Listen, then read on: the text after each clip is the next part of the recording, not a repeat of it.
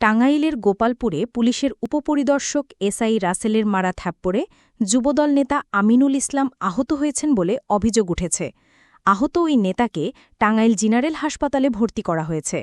মঙ্গলবার ২৬ আগস্ট দুপুরে গোপালপুর থানার একটি কক্ষে ঘটনাটি ঘটে। অভিযুক্ত এসআই রাসেল জানান, ওসির নির্দেশে আমিনুলকে থানা হাজতে রাখা হয়েছিল কিছু সময়ের জন্য। তাকে মারধরের কোনো ঘটনা ঘটেনি। এলাকাবাসী জানান, উপজেলার আলমনগর ইউনিয়নের নবগ্রাম উত্তর চরপাড়ার মৃত মান্নানির দুই ছেলে মিঠু আকুন্দ ও মিজু আকুন্দের মধ্যে জমি সংক্রান্ত বিরোধ রয়েছে। এই বিরোধ নিষ্পত্তি করতে গত সোমবার সালিশ বৈঠক বসে। সালিশে মিঠু আকুন্দ উপস্থিত ছিলেন না। তিনি পরদিন মঙ্গলবার বাড়িতে পুলিশ নিয়ে হাজির হন। ক্ষুব্ধ স্থানীয় লোকজন এ সময় পুলিশের সঙ্গে বাকবিতণ্ডায় জড়িয়ে পড়ে। পরে ফোন করে ইউনিয়ন যুবদলের সদস্য সচিব আমিনুল ইসলামকে থানায় ডেকে নেয় পুলিশ।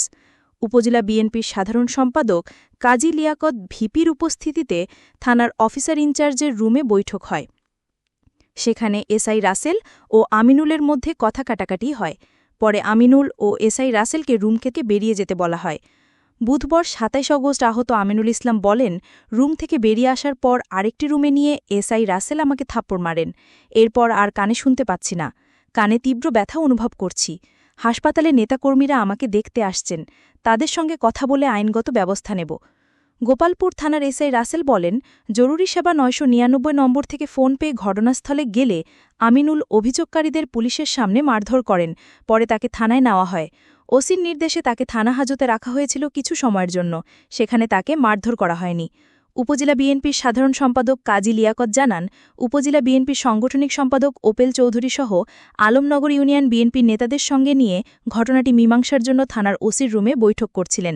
এ সময় এসআই রাসেলের সঙ্গে দুঃখজনক ঘটনাটি ঘটে।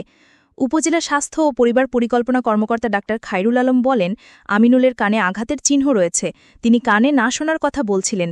এ কারণে তাকে পরীক্ষার জন্য টাঙ্গাইল রেফার করা হয়েছে।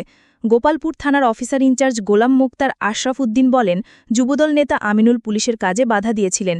তাকে থানায় ডেকে আনা হয়েছিল। পরে দায়িত্বরত এসআইর সঙ্গে ভুল বোঝাবুঝি হয়েছে। নেতাদের ডেকে বিষয়টি মীমাংসা করে দিয়েছি।